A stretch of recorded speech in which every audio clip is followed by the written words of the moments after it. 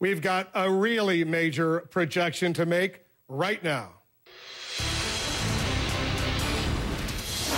CNN projects that Barack Obama will be re-elected president of the United States. He will remain in the White House for another 4 years because we project he will carry the state of Ohio. By carrying Ohio, he wins re-election. The president of the United States defeats Mitt Romney. At this time right now, we have made this projection, so the president wins this battle for the White House. They're excited in Chicago. They're excited at Times Square in New York. They're watching all over the world right now. The president of the United States has been re-elected right now. Let's listen in to some of the excitement.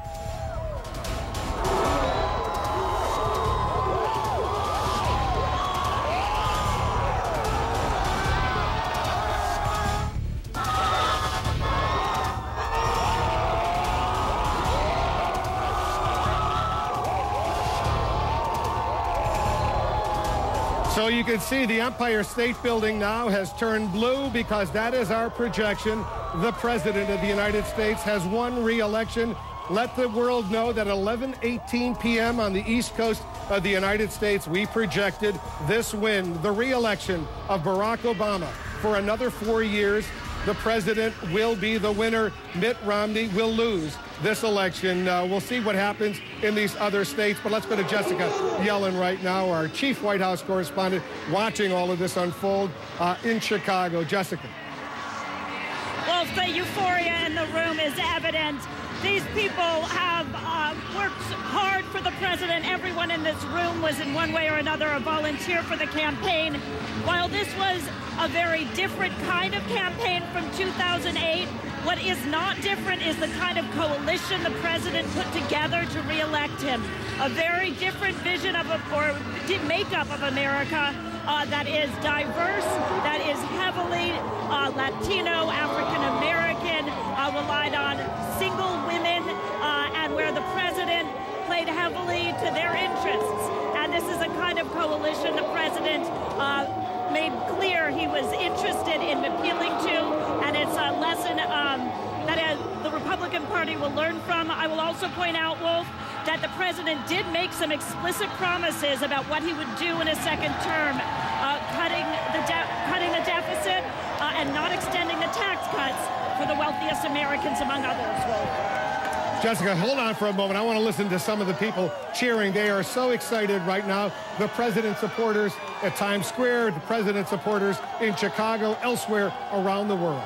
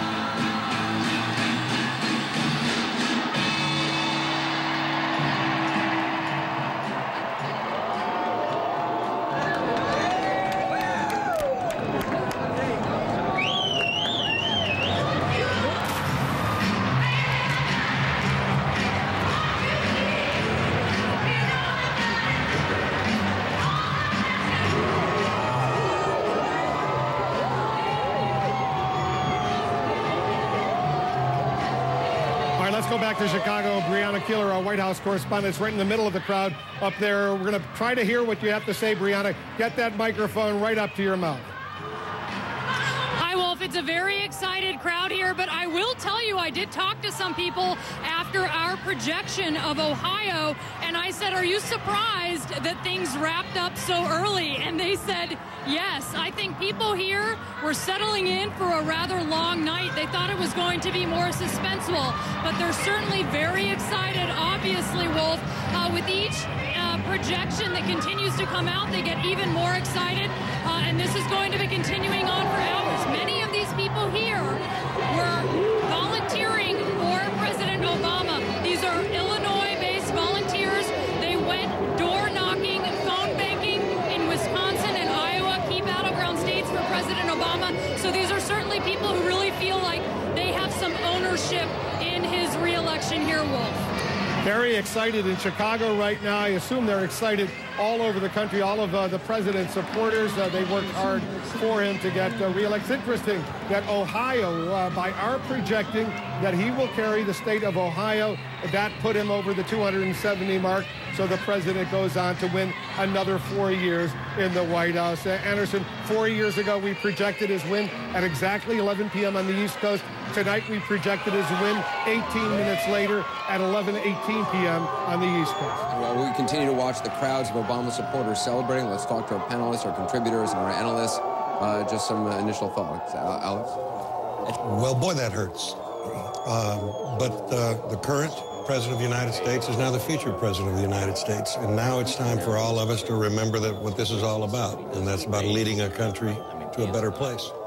So now I think it's incumbent for Republicans to be as gracious as they were passionate about this election and go sit at the table and see what we can do to deal with some of the impending problems. Ben Jones, they're from the Democratic perspective. I agree. I think that the Republican Party is a great party, historically, a party of Abraham Lincoln, a party of Teddy Roosevelt as an environmentalist. It's a party that I respect and admire. I think that there have been some elements in there that maybe pulled it too far in one direction. That can be corrected. This is an opportunity for us to come together. It is, as you said, Mr. Bergen, it's a 50-50 country. But this is, I think, for people who saw this president struggling and wanted to see him be able to have a second chance. It's a big emotional moment for us, but it's also a big opportunity for the country. Margaret Hoover, a Republican, I mean, do you think that's the message the Republican Party takes away from this, that they went too far to the right? Because I think there's a lot of elements of the Republican Party will say they weren't true to their conservative values. I think what you'll see is the Republican Party take a moment, step back, and descend a little bit into warlordism, as it did at the end of in 2008. I think there's going to be a lot of fighting because the Republican Party is made up, the conservative movement, of many different factions: libertarians, economic libertarians, social conservatives, national security hawks.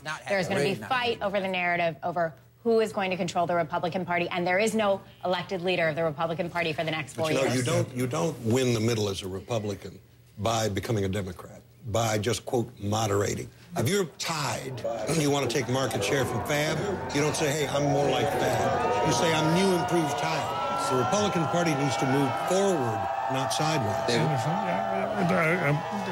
Put this in a broader perspective if I can. I had the opportunity today to go to the Jefferson Memorial, and it just reminds you what a pageant of democracy this is. This is a wonderful country that can have an election like this, and an African-American can not only win once, but can win twice. There's something about that that speaks to sort of what America is and our promise. I think the question now, my interpretation of a lot of this data is that there were an awful lot of people that voted today who would like to see more moderation in our politics. The moderates were the largest self-identified. Both on the left and the right. And left and the right. They're asking the right on immigration. As Gloria said earlier tonight, they're clearly in favor of doing something now about providing a path to citizenship, but they also don't want the president to go too far over to the left. So I think there's a chance for them to come together. But they ought to have a moment here in all of this where they all sort of can celebrate the democracy. It's a wonderful thing to see us go through this. Most countries don't have anything like this. These moments are always wonderful, and I think we need to give an awful lot of credit to the Obama campaign, which ran yet again another terrific campaign. The contents of the campaign, however, are not as great as these moments, because we saw a very negative, nasty campaign, a small campaign that didn't rise to the kind of joy we see in people's eyes today. And I think what they are asking for, as we go ahead and we look at a Congress that has to confront the fiscal cliff, I think they're looking for the Congress and the president, even though it's a status quo situation, to come back in a different frame of mind. We should just point out, I just want to show the popular vote right now, because right now Mitt Romney is leading in the popular vote. Of course, those numbers could change, but we are projecting, of course, that President Barack Obama will be reelected.